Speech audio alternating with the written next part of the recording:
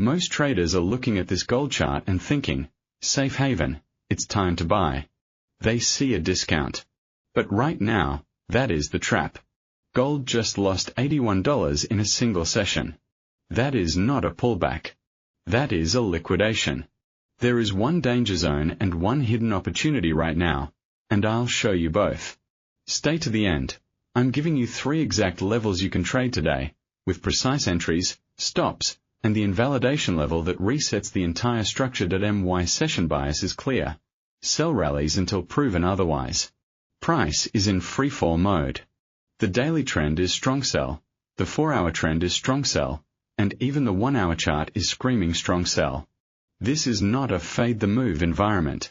The only thing that flips my bias is a daily close above the pivot at $4,181. Write that number down. If we close above 4181 today, the whole bearish structure comes into question.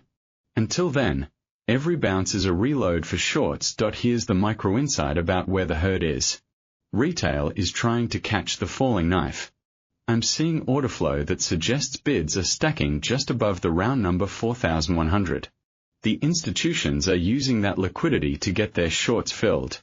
The moment you understand who is providing liquidity to whom, the chart opens up completely. The dollar is being repriced for a hawkish Fed, and gold is the whipping boy.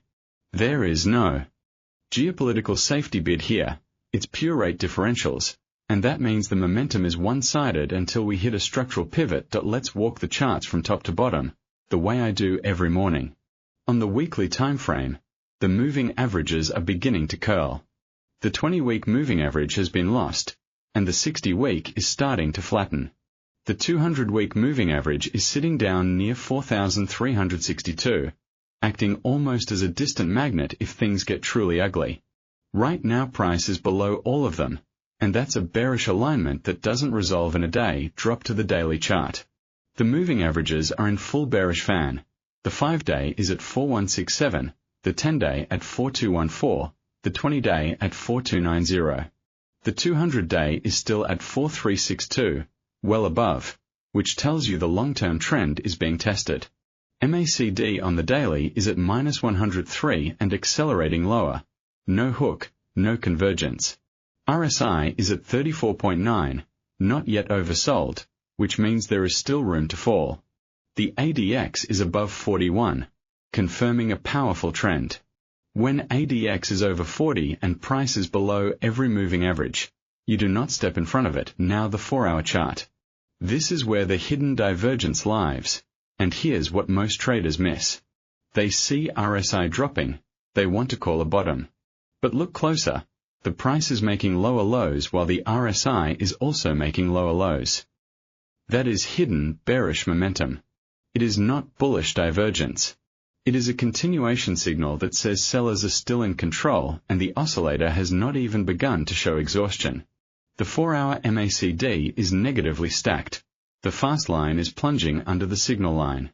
This is textbook trend acceleration. On the 60-minute chart, price is grinding below both the 5 and 10 simple moving averages, with the 20 period on the hourly running at 4290, miles above us. Every small pop gets sold instantly. The exact support levels that matter today are these. 4,097, which is S2, is the immediate floor. Below that, the next high-volume liquidity pocket is S3 at 4,057. Resistance is now the old support at 4,142. That level has flipped from floor to ceiling, and as long as we stay below it, the bears own this tape. The pivot point is 4181. If we were to stage a recovery, that's the first real test. For today, the line in the sand for the sellers is 4142. What's interesting is the cross-asset linkage. Gold is moving tick for tick with real yields. When the 10-year real yield spikes, gold gets crushed. And right now, real yields are exploding because the market is repricing the Fed's terminal rate. This is not a headline trade, it's a mathematical repricing of risk-free assets, and gold is adjusting violently. The last 24 hours changed everything. The core news is simple. A chorus of Fed speakers signaled that the fight against inflation is not over, and the market moved its tightening bets from a pause to another hike. The dollar index ripped higher, and gold fell out of bed. Gold's safe haven failure tells you exactly what's driving the trade.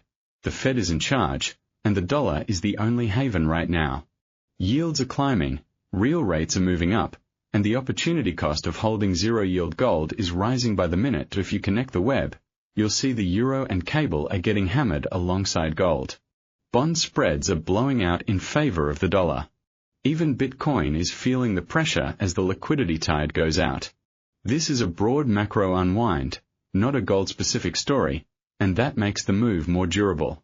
My 1 to 2 week directional lean is lower.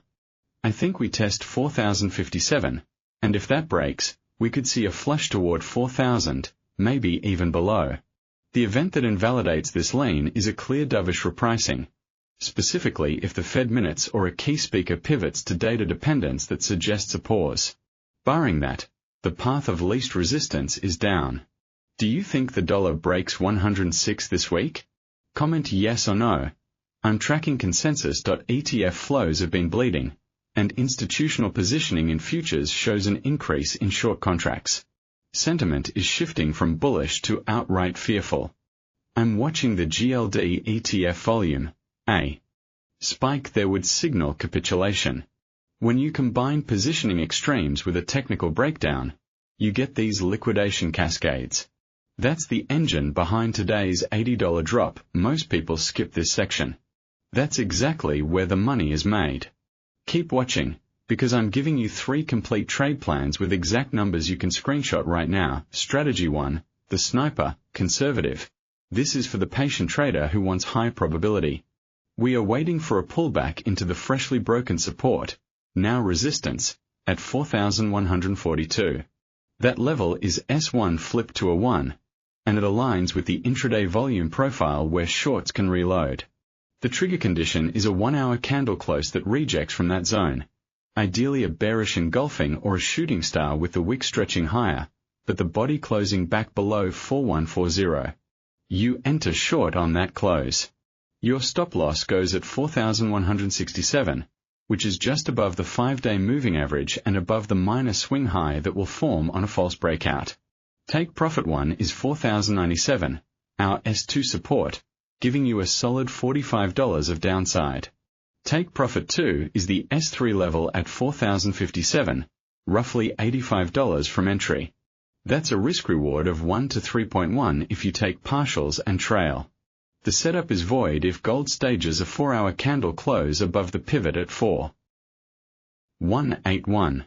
If that happens, the bearish market structure breaks, and you stand aside the sniper, conservative, entry.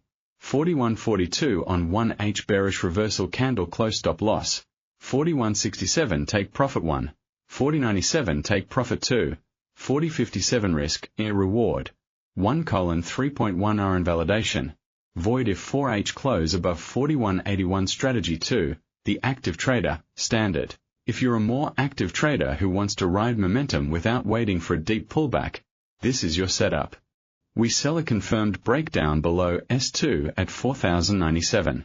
Here's the entry, a 15-minute candle close below 4097 with expanding volume. You execute at market or with a sell stop at 4096. Your stop loss sits at 4,115, just above the most recent intraday consolidation high. The reasoning is simple. If buyers manage to push price back above that micro range, the breakdown has failed, and you're out. Take profit 1 is exactly S3 at 4,057. Take profit 2 is the measured move extension down at 4,020. Once TP1 is hit, move your stop to break even and let the runner work. Your risk is roughly $19, and the reward to TP2 is $76, giving a 1-to-4 ratio. This setup is invalidated if price immediately reclaims 4105 and holds there on the 15-minute chart. Type your XAUUSD range for tomorrow in the comments right now. I want to see who's aligned. Are you seeing 4050 or a bounce back to 4150? Let's find the consensus to the active trader, standard, entry. Sell stop at 4,096 or 15-minute close below 4097. Stop loss. 4115 take profit 1. 4057 take profit 2. 4020 risk, reward. 1:4.0 are invalidation. Void if 15-minute candle recaptures 4105 strategy 3, the aggressor, high risk. This is not for everyone. Only for those who can lose small and manage risk aggressively. We are looking at a countertrend long scalp from the S3 support at 4057. The idea. That level is a major liquidity pocket and a support from prior accumulation. The first test often produces a sharp snap. Entry is a limit by order at 4057, with a very tight stop loss at 4047, just $10 below. If it's wrong, you lose a small, predefined amount. Target 1 is the psychological magnet at 4100, and target 2 is the intraday resistance at 4125. The risk-reward is asymmetric. You risk $10 to make 43 to 68. But understand, this is catching a falling knife. The prevailing trend is strongly against you, and you are counting on a liquidity vacuum to give a mean reversion pop. If the trade doesn't bounce almost immediately, you're out. Invalidation is a 5-minute close below 4050 with momentum. If that happens, the sellers are still dominant, and you do not hold the aggressor, high risk, entry. Limit by 4057 stop loss. 4047 take profit 1. 4100 take profit 2. 4125 risk, a reward. 1:4.3 R to TP1 invalidation. Void if 5-minute close below 4050 never risk more than 1 to 2% per trade.